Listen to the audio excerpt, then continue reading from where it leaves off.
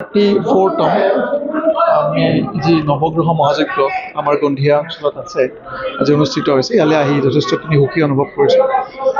নৱগ্ৰহ পূজাৰ যি আজিৰ সময়, এই সময়ত মোৰ ফালৰ পৰাও মই সেৱা জনাবলৈ যি সুযোগ পাইছোঁ, এয়া মোৰ কাৰণে খুব আনন্দৰ বিষয়।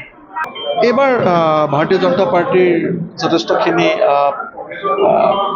ভাল বতৰা আছে। আপোনালোকে দেখিছে যে মাননীয় মুখ্যমন্ত্ৰী ডাঙৰীয়াৰ যি প্ৰচেষ্টা, সেই প্ৰচেষ্টাই সদায় আমাক আগবঢ়াই লৈ গৈছে। আৰু আমি দেখিছোঁ যে এতিয়া গোটেই অসমজুৰি ভাৰতীয় জনতা পাৰ্টিৰ প্ৰতি ৰাইজৰ যি মৰম আৰু আস্থা, সেই আস্থাৰ কাৰো লগতে তুলনাই নহয়। গতিকে ৰাইজে ইতিমধ্যে ৰিজাল্ট দিয়ে দিছে। আৰু ক'বলগীয়া কি আছে, মাননীয় মুখ্যমন্ত্ৰী ডাঙৰীয়াই যিটো যোৱাটো সময়ত যিটো তেখেতৰ উন্নয়ন হৈছে তেখেতৰ নেতৃত্বত, সেই উন্নয়নত আমি গম পাইছোঁ যে ভাৰতবৰ্ষৰ ভিতৰতে অসম 45% গ্ৰ' কৰিছে ডেভেলপমেণ্টত। গতিকে খুব আনন্দৰ বিষয়। নিৰ্বাচনী গীত আমি প্ৰস্তুত কৰি আছোঁ এতিয়া, আৰু এটা ইতিমধ্যে মাননীয় মুখ্যমন্ত্ৰী ডাঙৰীয়া এটা গীত আমাৰ যিটো অফিচিয়েল ছং প্ৰতি বছৰে যিটো কৰে, সেইটো ইতিমধ্যে ভাৰতীয় জনতা পাৰ্টিৰ আমাৰ কাৰ্যালয়ত ইতিমধ্যে মুকলি কৰিছে। আৰু দুটিমান গীতৰ কাম ইতিমধ্যে চলি আছে। নিশ্চিতভাৱে মই এতিয়া ক'ব পৰা হোৱা নাই। কাইলৈ পৰহিলৈ যেতিয়া আমি কৰিম তেতিয়া আপোনালোকে গম পাব। নিশ্চয় আমি মিডিয়াৰ জৰিয়তে আমি আগবঢ়াম। এইটো খুব মাননীয় মুখ্যমন্ত্ৰী মহোদয়ে সদায় খুব আমি দেখিছোঁ যে খুব সদিচ্ছা সদায় ৰাখিছে। জুবিন দা যেতিয়া কায়িকভাৱে আমাৰ পৰা নাইকিয়া হৈ গৈছিলে, তেতিয়াও মাননীয় মুখ্যমন্ত্ৰী ডাঙৰীয়াৰ যি তৎপৰতা, সেই তৎপৰতা অসমৰ ৰাইজে দেখিছে। আৰু আজিও তেখেতৰ ন্যায়ৰ কাৰণে মুখ্যমন্ত্ৰী ডাঙৰীয়াৰ যি তৎপৰতা, এইটো ৰাইজে দেখি আছে, মিডিয়াৰ জৰিয়তে দেখি আছে। এটা সঁচা কথা যে কিছুমানে ৰাজনীতি কৰিব বিচাৰিছে জুবিনদাৰ নামটো লৈ পেলাই, আৰু যিসকলে জুবিনদাৰ নাম লৈ ৰাজনীতি কৰিব বিচাৰিছে, সেইসকলক এদিন জুবিন ডাঙৰীয়াই যেতিয়া জীৱিত অৱস্থাত তেখেতসকলৰ আচল যিটো স্বৰূপ, তেতিয়া জুবিনদাৰ নিজ মুখেৰে কৈ থৈ গৈছে। গতিকে সেইবোৰ ফুটেজ এতিয়াও মিডিয়াত আছে। আৰু সেই মানুহবিলাকে যেতিয়া জুবিনদাৰ নাম লৈ আজিৰ তাৰিখত জুবিনদাৰ বিৰাট ডাঙৰ ফেন বুলি কয়, তেখেতক এসময়ত অপমান কৰা ব্যক্তিসকলে আজি যেতিয়া ফেন বুলি কয়, তেখেতৰ এই আমাৰ পৰা আঁতৰি যোৱা এই অসহজ মৃত্যুক ৰাজনীতি কৰিব বিচাৰিছে, তাতকৈ স্বাৰ্থপৰতা কি থাকিব পাৰে। গতিকে ইতিমধ্যে অসমৰ ৰাইজে বুজি পাইছে যে জুবিন গাৰ্গ ডাঙৰীয়াৰ প্ৰতি অসমৰ মাননীয় মুখ্যমন্ত্ৰী ডক্টৰ হিমন্ত বিশ্ব শৰ্মা ডাঙৰীয়াৰ লগতে অসমৰ জনতাৰ লগতে ভাৰতীয় জনতা পাৰ্টিৰ প্ৰতিজন কৰ্মকৰ্তাৰ তেখেতৰ প্ৰতি যি আৱেগ, সেই আৱেগ আমি জীয়াই ৰাখিছোঁ।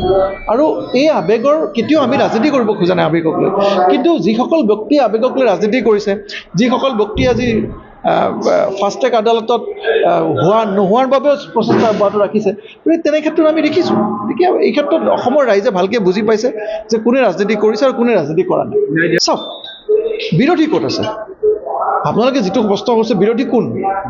যিসকল ব্যক্তিয়ে এসময়ত জীৱিত অৱস্থাত জুবিন গাৰ্গ ডাঙৰীয়াক অপমান কৰি থৈ গৈছে, তেখেতসকল বিৰোধী বুলি আপোনালোকে ক'ব খোজে নেকি? তেখেতসকল জুবিন গাৰ্গৰ বিৰোধী।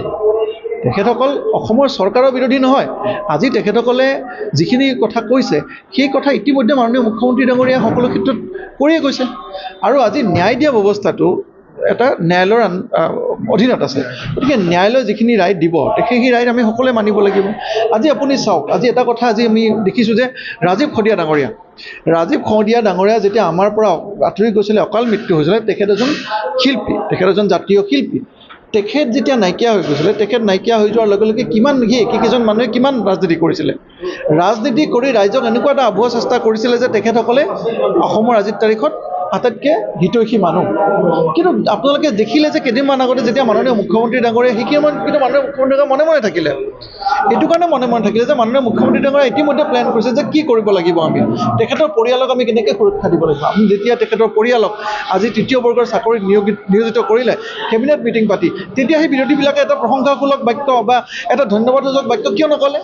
এইটো কাৰণে নক'লে যে তেওঁলোকে সদায় প্ৰব্লেম ক্ৰিয়েট কৰি থাকে, তেওঁলোকে সদায় অসুবিধা ক্ৰিয়েট কৰি থাকে। যেতিয়া কাৰোবাৰ ভাল হয় সেইটো ভাল নাপায়, কিন্তু কাৰোবাৰ বেয়া হ'লে তেখেতসকলে তাক লৈ পেলাই কেনেকৈ নিজৰ সুবিধা আদায় কৰিব পাৰি, তাক লৈ সদায় সচকিত হৈ থাকে। কিন্তু মানুহজনৰ যেতিয়া ভাল হয়, তেতিয়াহ'লে তেখেতসকলৰ মুখৰ মাত। আজি ৰাজীৱ খদিয়াৰ যেতিয়া শপত পত্নীয়ে যেতিয়া চাকৰি পালে, তেতিয়া সেইসকল বিৰোধীয়ে এটা প্ৰশংসাসূলক মন্তব্য মাননীয় মুখ্যমন্ত্ৰী ডাঙৰীয়াক কিয় নিদিলে? দিব লাগিছিলে। আপোনালোকৰ নিউজৰ জৰিয়তে বজোৱা আমি শুনিব লাগিছিলে, কিন্তু তেনেকুৱা আমি শুনিব নাপালোঁ। গতিকে আজিৰ তাৰিখত অসমৰ ৰাইজে তেখেতসকলক ভালকৈ চিনি পাইছে, আৰু অনাগত নিৰ্বাচনত তেখেতসকল একেবাৰে বেয়াকৈ মুখ ঠেকেচা খাব, আৰু তাৰ ইতিমধ্যে প্ৰমাণ আমাৰ অসমৰ ৰাইজে দিছে।